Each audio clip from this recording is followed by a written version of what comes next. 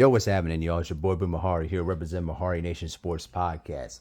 So, as I promised today, that we're going to discuss about the KD trade. So, as was reported yesterday, the Phoenix Suns traded away Kevin Durant to the Houston Rockets. As part of the deal, the Phoenix Suns received Jalen Green, Dylan Brooks, and they also received Houston's second overall pick. A 10th pick in the 2025 draft and 5 second round picks as part of the trade. Now, at this point right now, the trade, according to reports, has not gone through until July 6th, when all trades can finally go through, and that's when the new season officially begins. Now, in terms of the winners and losers of this trade here, there's several things that I'm going to break this down. Number one, the Houston Rockets obviously won the trade because the bottom line here is that Kevin Durant was pretty much done with Phoenix. There were a lot of things going on in Phoenix at the time, and considering the fact that the Phoenix Suns were looking to try to make the trade without consulting Kevin Durant, you kind of knew that the bridge was kind of burned in Phoenix. The other thing here is that the Houston Rockets right now were looking for a go-to player to combine with the youth that they have. And the fact that they were able to keep Alfred Sengun and the other core players on their team too, and didn't have to trade some of those guys, and you had to trade away Jalen Green, who disappeared in the playoffs, and Dylan Brooks, who was a good, veteran player, but not a guy that he was not going to keep long term for the perceivable future, certainly make things a lot more intriguing in Houston. So literally right now, if you're a Houston Rockets fan, you should be cheering for this because you got a huge trade getting one of the greatest scorers in NBA history. Now, it doesn't mean that it's going to fix entirely their problems. They're still going to need to address the point guard, issue, because Fred VanVleet, as good as a veteran point guard as he is, he's not going to be a guy that you're going to keep long term too as well. So I still think that they're still going to need to figure out their depth issues and key issues in the backcourt as well. Now, the Houston Rockets obviously won the trade. Now, if you're the Phoenix Suns, it's simple as this. You just have to go into straight rebuilding mode because you have no draft capital until 2031. With this, clear my throat real quick. With this trade that is finally taking place, basically now you got Houston's 10th overall pick and you got 5 future second round picks, which is basically equivalent to not much at all. But the thing is, if you're the Phoenix Suns, you have to literally start rebuilding this team from the ground up. And another guy that's going to be on the trading block sooner than later is going to be Devin Booker. Now, as far as Devin Booker news is concerned, he hasn't really, officially, announced that he wants to be traded. But you can bet at some point a lot of these teams around the league are going to be watching when the Phoenix Suns start pulling the trigger on trade deals to let Devin Booker go. Now, as far as Devin Booker is concerned, Devin Booker has been with the Phoenix Suns ever since he got drafted. He's been one of the best scoring guards in the league. We all know that, and he's been through the best of the Phoenix Suns and the worst of the Suns, literally and figuratively. But you got to think about this for a moment. The man is basically 28 years old. He's going to turn 29 next season. And you basically brought in 2 other guards, Jalen Green, who's a young, developing, 2 guard, and another veteran guard in Dylan Brooks. Basically, you actually think about it, the Phoenix Suns right now have a lot of too many shooting guards on their roster at this time.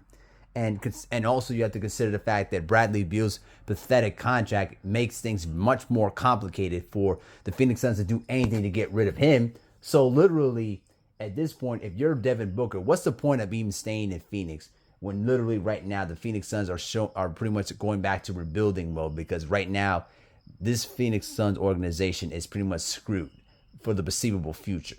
So if I'm Devin Booker right now, I would be busting through doors and just requesting for a trade, because at the end of the day, there's nothing good that's going to come out in Phoenix. Now, if you're the Phoenix Suns, you obviously need a lot of draft picks to try to at least, kickstart a rebuilding process. Now, the 10th overall pick does help. It does help in the short term. And the second round picks, you could probably leverage them to somehow, but honestly, you're going to need more draft picks down the line. You're going to need more protected first round picks to really, and start really figuring out what the Phoenix Suns are going to start to do to rebuild this team. Now, for Jalen Green's perspective, now you have a two guard now that has the opportunity to finally have more freedom to develop and figure out what he is as a basketball player. Now, what we saw when he was in Houston, he was a very good scoring guard. We all knew this to be a fact, but in the playoffs, he only averaged about 13 points a game against the Golden State Warriors, and he flat out disappeared. Now, is it an indictment of him as a player? Not entirely, because this was his first playoff experience, but when you're the third seed in the Western Conference and literally had a great, spectacular year all around, and you disappear like that and only had one breakout game in that series, I mean, that's very, very disappointing. So I could understand why the Houston Rockets felt that it was the need to try to move on from him. But now the question here is, what do you do if you're the Suns? The obvious thing is to trade Devin Booker, because you can still get a lot of value. There's going to be a lot of teams that are going to be looking to make excellent trade packages to basically get Devin Booker. I know Detroit would love to have him.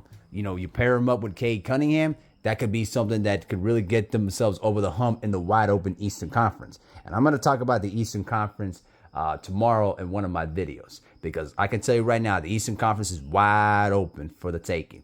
But the other things that also I looked around in terms around the league, especially with the Minnesota Timberwolves, one of the things that I've read earlier today when it came down to basically why the Timberwolves were not able to pull the trigger on it was because the problem with the Timberwolves situation was that it was not one of Kevin Durant's, destinations of where he wanted to go. But according to an article that I read earlier today from Sports Illustrated, the Timberwolves were looking to put a package together of Rudy Gobert, Dante DiVincenzo, one of the core young players, that either Terrence Shannon Jr. or Rob Dillingham, and the 2025 first round pick, which is currently at number 17 in the draft. That would have been a very intriguing package. The only issue that I think that why the deal didn't, work out was because I think that Kevin Durant was not going to commit long-term to the Minnesota Timberwolves. And I think that's kind of what scared off the Timberwolves into making that decision. Now, if you're a Timberwolves fan, you can think of it two ways. You can say it was an opportunity that was probably missed, or you can say it was a fortunate situation that didn't happen, because you can say that Kevin Durant is at an older stage of his career where you don't know how much does he have left in the tank. So you can look at it in both perspectives. But obviously, the bigger loser in this situation is the Miami Heat, because let me tell you this right now. The Miami Heat right now is an organization that's now basically falling apart and decaying from within because of Pat Riley's inept, management. Now, here was one of the problems with the Miami Heat, because this is what really, did in Miami's chances of getting KD. As I saw earlier, literally what I saw was that the Miami Heat made an offer, but basically they turned it down because the Miami Heat was going to offer Jaime Vasquez Jr., Nikola Jokic, and Haywood Highsmith, and then basically the number 20th pick. But the Heat were not willing to give up their number 20th pick to make the deal possible. Phoenix would have done the deal if they were willing to give up their number 20th pick. And once again, Pat Riley shot themselves in the foot for declining that deal. If you're a Heat fan, I mean, it's just like, again, you wonder why Jimmy Butler decided to leave the Miami Heat and had enough of it, because you can see why Pat Riley is just not willing to pull the trigger to rebuild the roster immediately. So the Miami Heat, it's just a pathetic franchise at this stage. And as I told you in my video that I said about Pat Riley, the man is at the point of his career where everything he's doing is pretty much destroying the Miami Heat, and he should be the one to go. But we all know that it's not going to happen, because Mickey Arison loves Pat Riley, and he rather would have Pat Riley retire from his position than fire him. But that's it, near here or there. But either way, the Houston Rockets are the big winners of this trade. They got the guy that they wanted.